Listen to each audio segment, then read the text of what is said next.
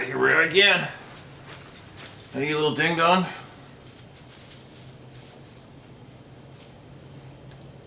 It's getting a new friend tomorrow. 2. Trouble times 2. It won't stop following me around. It's kind of funny. Anyway, getting on with it. I gotta get ripping here. Thank you, Steve, for all you do on here, on this channel, for all of us. No problem. You are so welcome. Listening to you today on your synopsis / take on that gentleman who lived in the forest for 9 months, resolving his war issues himself, struck a deep chord within me. While in the military, I would spend months in the African bush. I wouldn't be seen by any humans for a greater part of that time. I was one with the bush, and my missions were to observe and notify. When you're out there, essentially living as one with your environment, your senses become super sharp. I could tell where the South African border was just by picking up the smell of toothpaste. This was a common scent in the air every time I came within about 2 or 3 kilometers of it. More often though, and at greater distances, it would be the smell of tobacco or even deodorant. As you were saying this, I have just realized that it wasn't my role as a sniper / RECCE that made me so observant, but the fact that I had to become one with my surroundings. I remember every time I went back to civilization, I had difficulty adjusting. Everything sounded so loud, everything looked big. Cutlery at home seemed enormous, lol. The smells, the idiotic conversations. But now that you mention this, I realize that when we are in an environment, especially one that could end your very existence in a heartbeat, you really need to get your act together, and very quickly. Otherwise, you will not walk out of there. I really appreciate your narration, and especially your takes on all the subjects you have spoken of. It all comes from the heart. Today's snowflake generation don't feel from the heart. To feel from the heart, you need to feel what it is like to almost die every day. You need to have come very close to dying to appreciate life until you realize that you are insignificant in this great universe. You will remain exactly that, insignificant just like all the rest. Clinging onto anything and everything that seems to make you feel happy. Being happy nowadays, I think, is feeling no threats, no danger, and no real consequences for your actions. I mean, if you get this wrong, you're out of here in a split second, when in nature. People generally don't really value life. People call survival living, and yet when they find themselves in nature without the precious technology, they term this roughing it out, or surviving. It's so funny. Anyway, thank you for your presence, and thank you for being the man you are. As always, my prayers and thoughts are with you and those you hold dear to your heart every passing day. Be safe out there. It's either Jorge or George. I'm going to call you George. George, thank you for that note. And I totally get what you're saying, man. Totally agree. Thank you for that message, alright?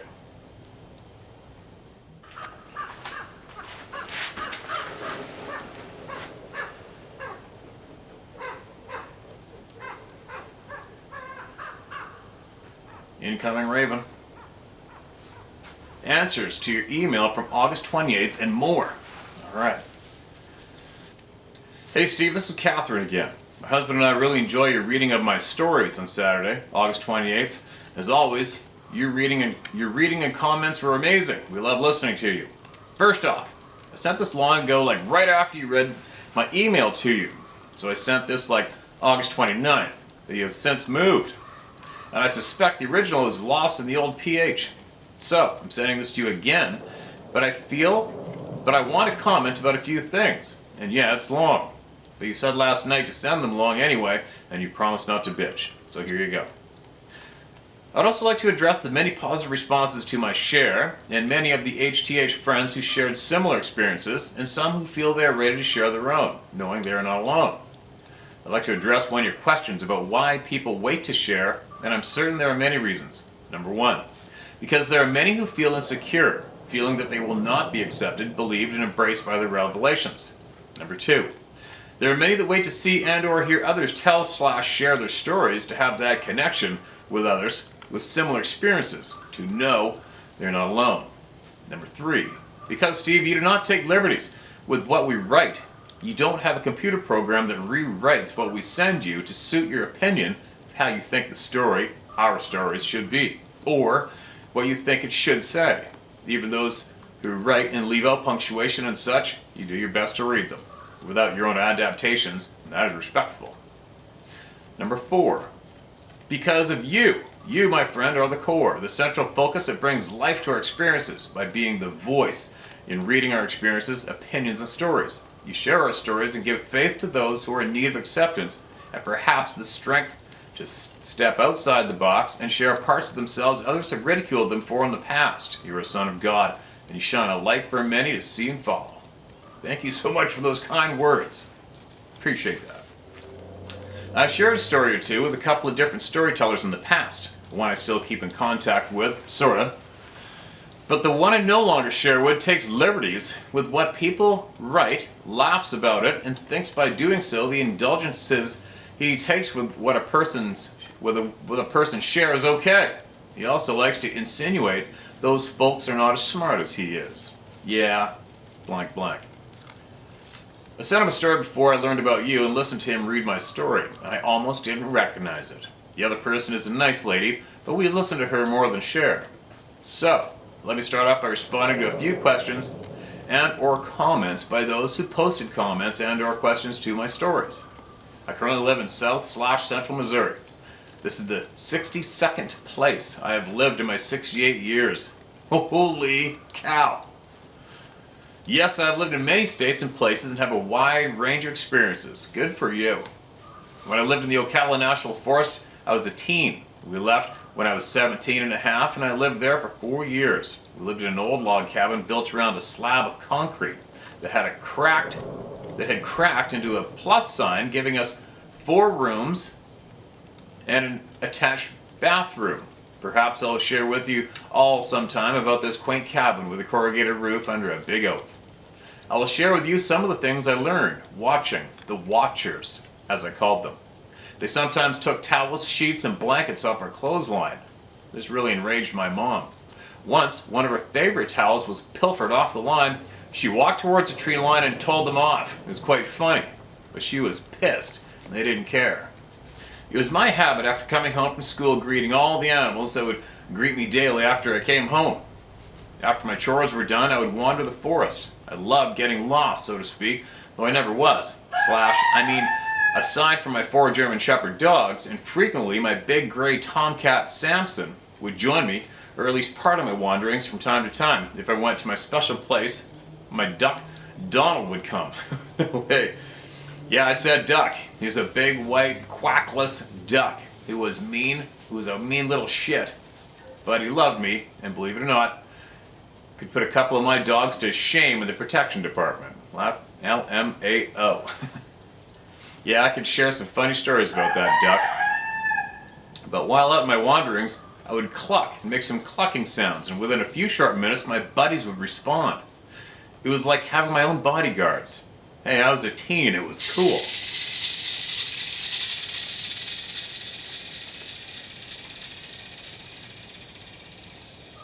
That is a pissed off kingfisher. Wow. One time I was wandering along the shoreline of the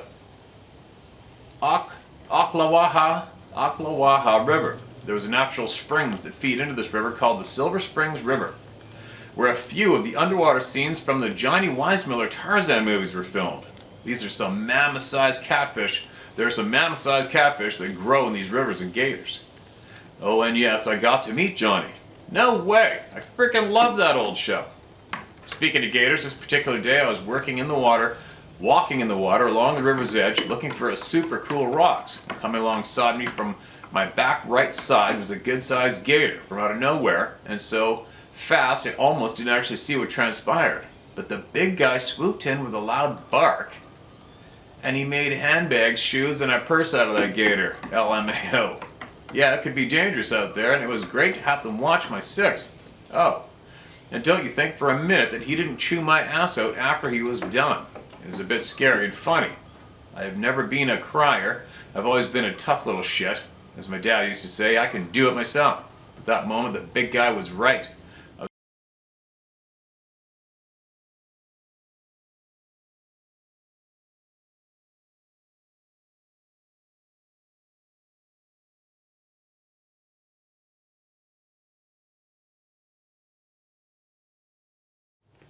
There are also some who hate humans, and the ones like his family. He also taught me that they have friends from other clans, which is how they find mates that is unclean to mate with your own, and that it is unclean to mate with your own offspring. I was also privy to the fact that some clans who are more aggressive than his and other similar clans will take human woman for a mate or to play with, which is why some Sabe look more human and others, and sometimes these women are traded for other things with other clans. He shared with me that he saved his Giga, G-H-I-G-A, his woman. I spelled it as it sounded. He said she was near death and he saved her. He told me that there are human men that hunt them, kill them, and some are taken and never seen again. They are forever vigilant, watching, which makes sense when you think about it. He explained to me that they have a way to release a protective cover, which we call a bad smell, much like the skunk. This helps them to secure others away and to let humans know they are near. Young Sabe likes to scare with it. Think funny. Learning all this and more when I was a teen gave me a greater knowledge growing up than the average person, not to mention the experiences I had with them and all I learned in the forest. Funny thing, I now struggle with the names of trees he taught me. Go figure. The big guy also told me that they hide to live and take what they need. Some don't care what they destroy, and land usually gives them what they need. But, like when they find human-like people like me to give to them what they need, they are galega, happy, again spelled as it sounded. I'd like to talk briefly about that special place I spoke about in the forest, that perfect circle of trees. To the gentleman who mentioned a fairy circle, yes, my family and I have talked about that many times over the years. We also thought about some of the things that happened while we lived out there, that perhaps we had interaction with the fae, considered in some cultures to be fairy people. I have some things that happened out there that do lean towards fae activity, as they like to play tricks with humans, and they got me a couple of times. That is for another share. The portal that I saw was brief, but I saw much. The circle, such as it was up off the ground, not sure how high, but it was big, and there was movement, perhaps circled in a counter-circular motion, and there were flashes of light amid a multicolored swirl of a darker shade of gray. When I saw the mammoth-sized shape, it had the predator kind of look to it, if I had to compare it to something. But back then, that movie had to come out yet, so to me it was like millions of mirrors, shiny and iridescent, but with a well-defined shape.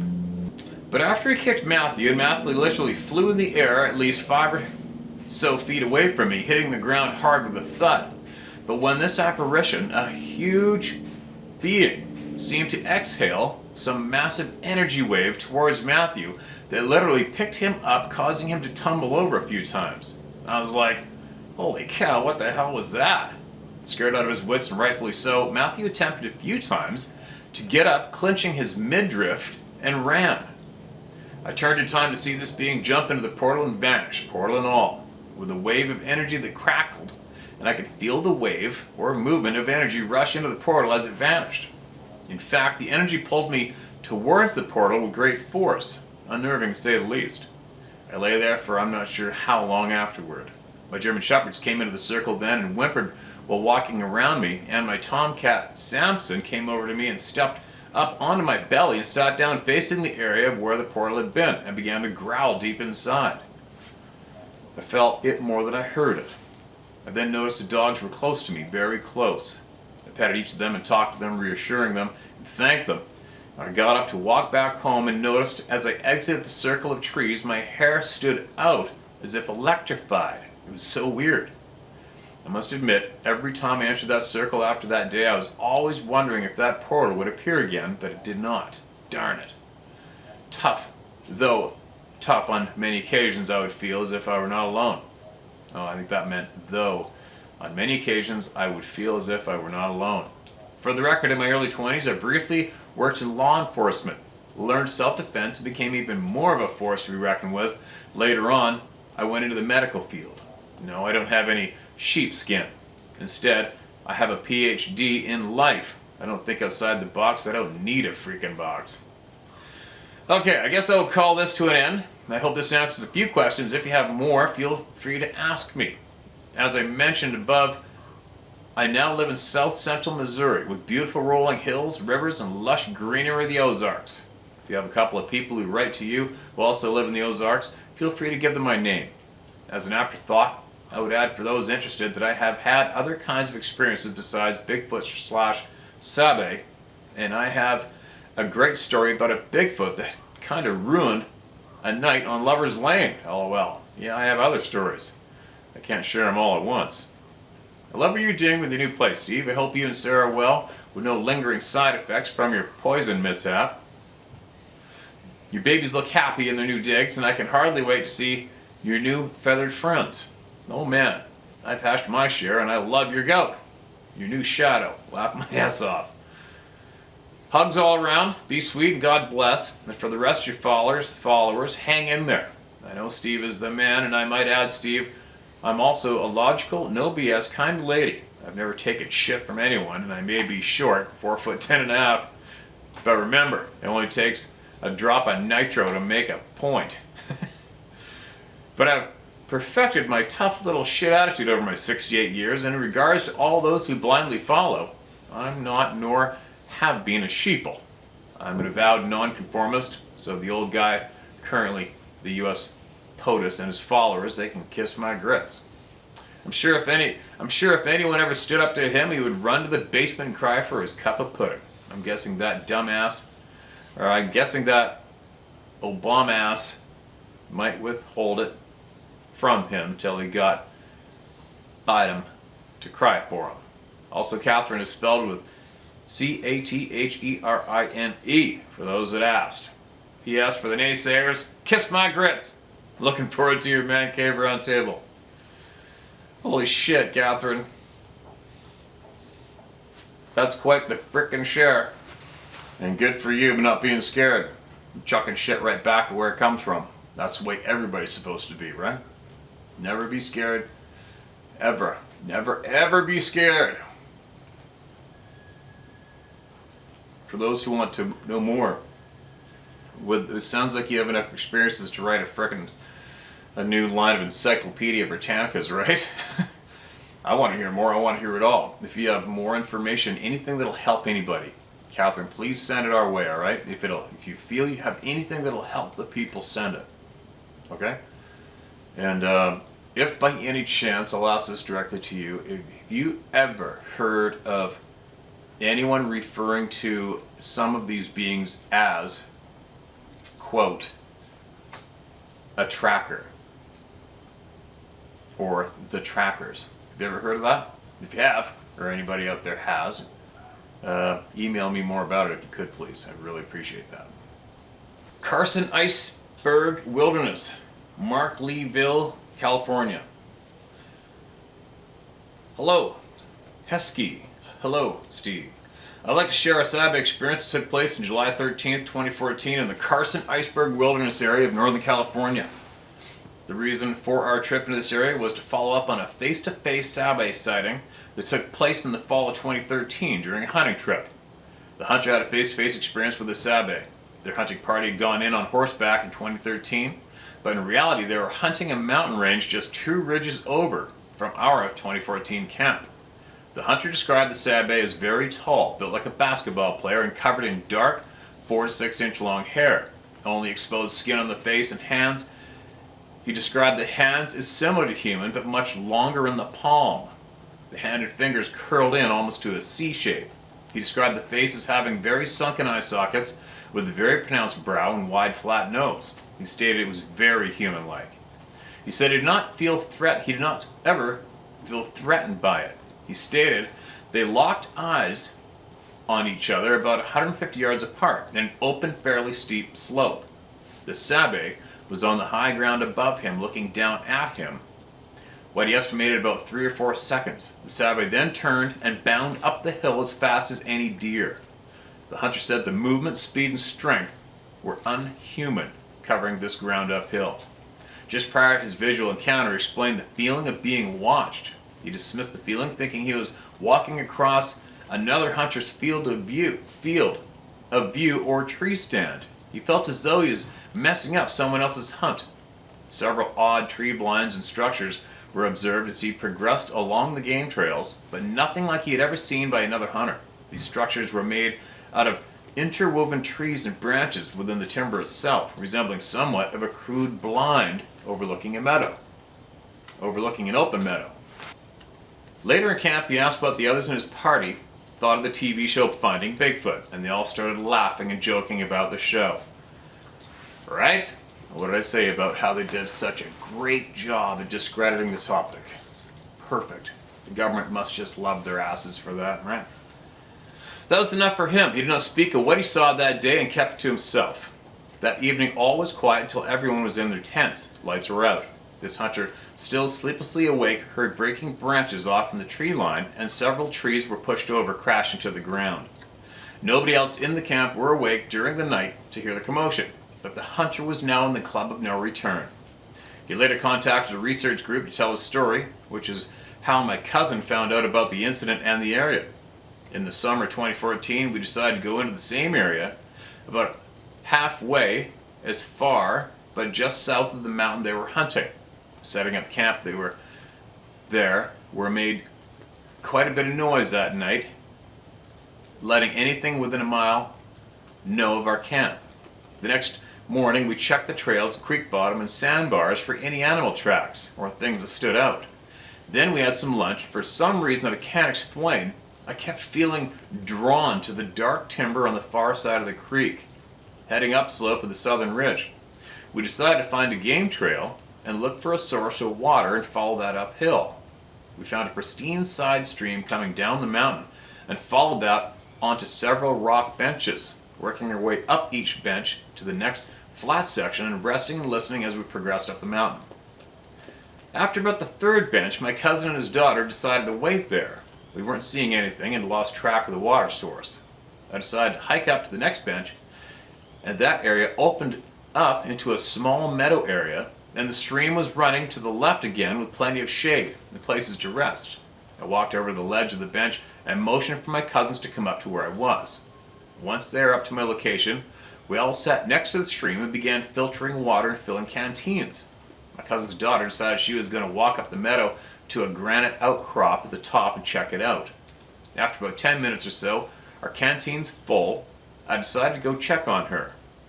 We could see her up in the granite boulders about 150 yards up, looking down into a small passage. As I made my way up the meadow, I noticed some odd ground excavations at the base of an old-growth sugar pine that almost reminded me of a feral pig sign. Something was rooting around for food. As I approached, she came over to the granite ledge above me and told me she found some tracks just up the trail from where I was standing. Guiding me up the trail between the granite outcrops, she pointed out the trackway. Huge 5-inch wide heel and 7-inch wide midfoot impressions in the trail duff, made up of mostly pine needles and forest fodder. Excuse me. These impressions were an inch deep and had no leaf or twig litter inside them. They appeared fresh. No significant bare foot or toe definition. You could tell where the front of the foot had pushed off. Whatever made this print was really heavy. I went back down the trail to get my cousin, whom was still waiting down at the stream bank on the far end of the meadow. He came up the hill to join us. With my hiking boots and all 200 pounds of me trying as hard as I could, I was barely able to make a mark, much less an actual impression on the trail. It was just too spongy with pine needles and forest fodder. We measured heel to around 70-inch stride. Whatever it was, it was bipedal and really moving. Typical Sabe gait with right and left prints in line, almost like walking on a tightrope, not staggered like a human or even a bear. What impressed me even more was that full stride, the big guy never stepped foot on one stick or a branch on that trail. Every print was placed precisely, missing every one. It was like he was moving away in silent mode, not making a noise or giving himself away. It seemed intentional, and I saw it. We followed the trackway up through this funnel point with granite rock on both sides and a very large fallen sugar pine tree across the trail. The only way past it was to climb over or go under. This big guy clearly went under and kept going. As we followed his sign, it was nice of him to leave us some reddish-brown hair on the underside bark of this tree. Gathering that, we carried on up the trail. At the end of the open trail, it then cut straight up the mountain to our left, which is where the big guy clearly chose his route. The trail then became overgrown with thick brush and berry bushes. He went through them like nothing. Back at the cut up the hill, we noticed another much smaller stream with a dense grove of small trees and brush on the far side, with the main trail clearly heading into this thicket. The stream was small enough to step across. As we made our way through the undergrowth and the small trees, we came into a canopied, well-shaded clearing.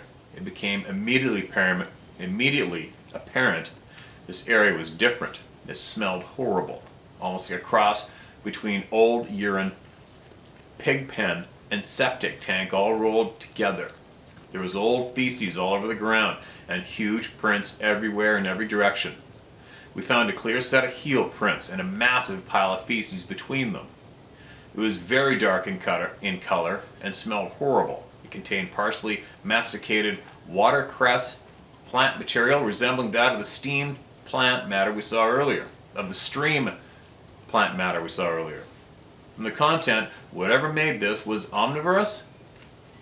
Could have been a bear, but it was larger than any bear scat pile I've ever typically come across on trails. Aside from a weeks-old bear scat pile, we had not seen any fresh bear sign or predator scat all day on that mountain. In fact, we hadn't seen any fresh sign anywhere that day, almost like the area was void of predators for some reason. We collected a scat sample and photographed what we could. As we were preparing to head back down to camp, it became clear to us that we found a special place here. The place was occupied for some time by several individuals, if not a family of Sabe. It had structure and purpose. It had a really good source of water, good source of food and cover. It apparently had a bathroom area. This wasn't just a sleeping spot. They inhabited this area for some time before moving on. In hindsight, I think we may have attracted the attention of an adolescent male, maybe simply watching over the area. Out of sheer curiosity, he came over to see whom was making all the noise in the neighborhood. I think we may have surprised him on that mountainside, and he took off from within that meadow. Finding this place, seeing how they forage and how they seem to have structure and purpose. Even human campers in the backcountry will set up simple structure, will return to a similar, somewhat private place in the brush to defecate just like the Sabe. Like most humans, they certainly don't seem to pollute the same place where they forage for food or drink. This is what I observed that day. The Sabe are just that, people trying to live. By this time, we were losing daylight fast, and it was time to return to our camp. That night, we were excited over what we had found, the things we had seen and collected up there. Too excited to sleep. I turned in around 11 p.m. or so.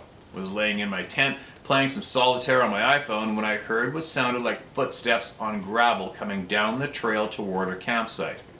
It was pitch black out, and this trailhead was technical to travel in the daylight, but there was no headlamp, no light source, nothing.